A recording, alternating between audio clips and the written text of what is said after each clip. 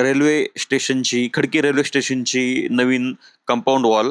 या नव्या कंपाऊंड वॉलला काही 2 पायाची कुत्री आपला एक पाय वर करून जेव्हा ओलं करतात, तेव्हा ते बरोबर वाटत नाही. तर त्या सर्व कुत्र्यांना एकच सांगणं आहे, की प्लीज असं काही करू नका.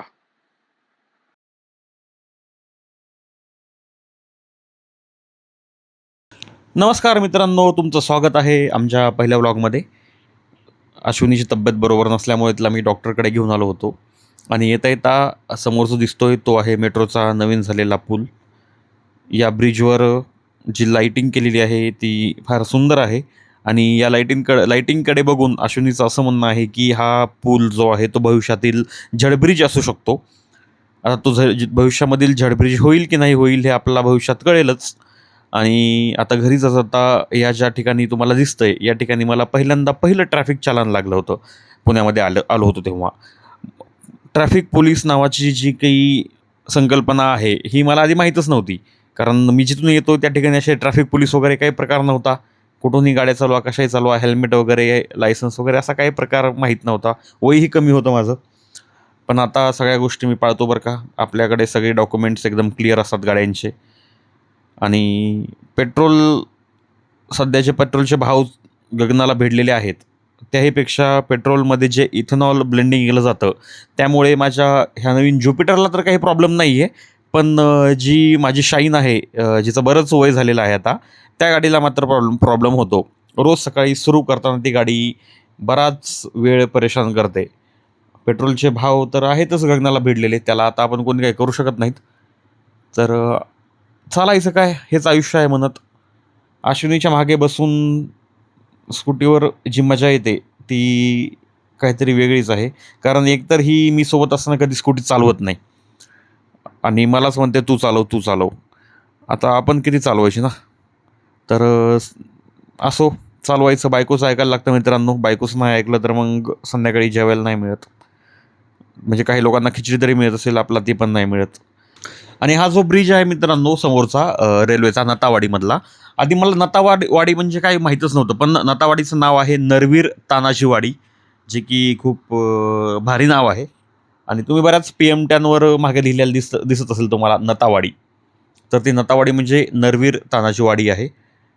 आपण आता आपल्या घराकडे चाललेलो आहोत. पहिल्या व्लॉगमध्ये शूट काय करायचं हा खूप मोठा प्रश्न होता माझ्यासाठी. त्यामुळे ह्या व्लॉगमध्ये आमच्या बऱ्यापैकी तुम्हाला आम्ही गाडी चालवतानाच दिसत असू. आणि आपण आपल्या घराजवळ पोहोचलेलो आहोत. ही आपली कॉलनी आहे.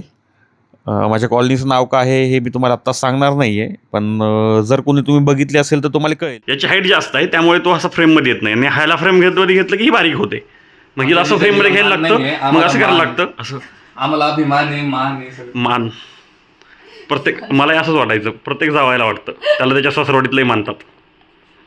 मानतात नाही मानत का.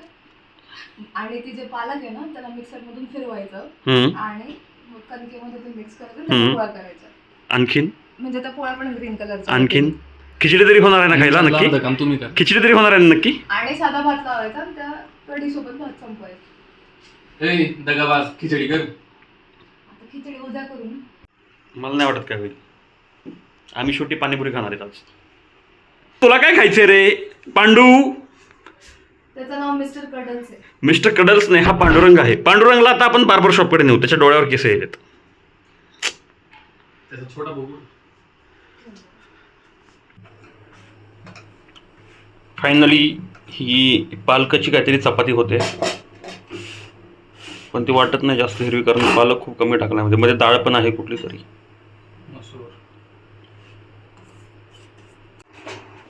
लवकरच तयार होणारी हिरव्या गवारीची भाजी. का गवारीची हिरवी भाजी? गवारीची हिरवी भाजी.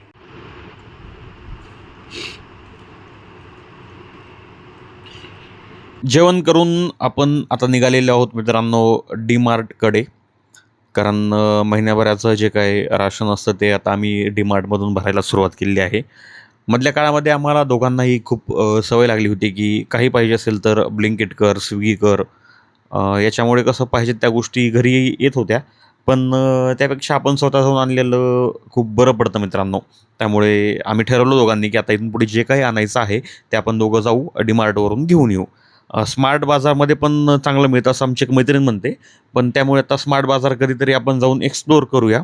तेव्हा त्या गोष्टी तिथे मिळणाऱ्या गोष्टी आणि इथे मिळणाऱ्या गोष्टीमध्ये काय फरक आहे ते आपल्याला कळून येईल. आणि आम्ही आलेलो आहोत आता इथे औंध डीमार्टला. मला हे औंधच्या डीमार्टपेक्षा कर्वेनगरला जे डीमार्ट आहे ते जास्त बरं पडतं आणि मग तिकडे चांगलं वाटतं जायला. कारण बाजूला मॅक्स वगैरे मॉल आहे, बाकी विजय सेल्स आहे, क्रोमा आहे आणि तिकडे बरीच हिरवळ आहे. त्यामुळे तिकडं गेलेलं कधीही चांगलं असतं. पण असो, आता आपल्याला आज काही जास्त गोष्टी घ्यायच्या नाही आहेत. त्यामुळे जे काही 10-12 गोष्टी असतील त्या आपण घेऊन जाऊया. अश्विनीचं म्हणणं आहे की हे घेऊ ते घेऊ. त्याला खाऊन यायचं काहीतरी. त्याला खाऊ खाऊ त्याच्यासाठी. किती नालायक आहेस. डीमार्टमधील जर कुठला सेक्शन मला सगळ्यात जास्त आवडत असेल तर तो हा आहे मित्रांनो. मला यातील चीज, बटर आणि बाकी ज्या काही असं पिझ्झा बनवण्यासाठी गोष्टी लागतात त्या खूप जास्त आवडतात आणि त्या मी घेत असतो. पण ही जी आहे ही पोरगी मला कधीच काही घेऊ देत नाही या ठिकाणचं. त्यामुळे नेहमी माझं आणि हिचं या गोष्टीवरून भांडण होत असतं. आणि ही जी गोष्ट दिसते तुम्हाला मित्रांनो, याला काय म्हणतात तुम्ही मला सांगा. कारण ही मी लहान असताना बऱ्याच लोकांच्या बाथरूममध्ये बघितलेली आहे. पण मला माहीत नव्हतं याचा यूज काय करतात. पण ते आता मला आणि ही असंच माझ्या हाताला, माझ्या अंगाला काय पण पुसत असते मित्रांनो. हिला ना हिच्या हाताला काही लागलं की हे सगळं माझ्या अंगाला पुसायचं असतं. आपले हात स्वच्छ राहावेत, मग समोरच्याचं अंग खराब होऊ, शर्ट खराब होऊ, तुला काही घेणं-देणं नसतं. तिचं म्हणणं होतं की आता ह्या ठिकाणी तू ही छत्री घे आणि अशी गोल गोल फिरव आणि मी गाणं लावते. रिमझिम गिरे सावन, सुलग सुलग जाए मन. असो, माझा आवाज काही एवढा चांगला नाही आहे मित्रांनो, त्यामुळे तुम्ही काही गाणं तुमच्या तुमच्या मोबाईलवर ऐका. आणि ही जी गाडी आहे, जी कार्ट आहे, ही कार्टपेक्षा हिला मी गाडीच जास्त म्हणतो. कारण माझी खूप इच्छा होती की ह्याच्यामध्ये बसून एकदा फिरलं पाहिजे. असं कोणतरी आपला दारा बसावं त्याच्यामध्ये आणि असं ढकलीत घेऊन जावं. तर गावाकडे आम्ही असं 3 बेरिंगचा गाडा तयार करायचो. मागे 2 बेरिंग आणि पुढे 1 बेरिंग आणि त्याला असं लाकडांनी खिळे मारून त्याला एक हँडल लावलेलं आणि रस्त्यानं त्याला असं मागून 2-3 जण ढकलायचे आणि ते जोरात पळायचा, मजा यायची. तशा प्रकारचं मला हे जरा चांगल्या शिकलेल्या सिटीमधल्या सवरलेल्या लोकांचा गाडा आहे. गावाकडे तर अशी काही सुविधा नव्हती.